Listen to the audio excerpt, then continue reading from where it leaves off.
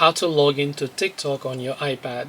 Hey everyone, welcome back to our channel. In today's video I will guide you on how you can log into TikTok on your iPad, so make sure to watch the video till the very end. So if you would like to log into your TikTok account on your iPad, it's actually quite very simple to do so, because all you have to do is go ahead and then first of all make sure to launch the TikTok application on your iPad here. And once you launch the TikTok app, you will see this type of interface where what you need to do is tap the profile icon from the bottom right of the screen here. Once you tap profile icon, you can see it will ask you to log into TikTok. Now you can log in using your Facebook, Apple, Google, Twitter or your Instagram account, or you can just tap the use phone or email username option here.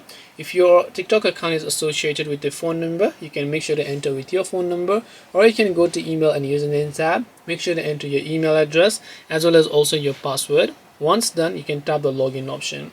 If you happen to forget your password, you can tap the forgot password button here and then just try to reset it using your phone number or your email. This way you should be able to go ahead and log into TikTok on iPad. Hope this video was very helpful.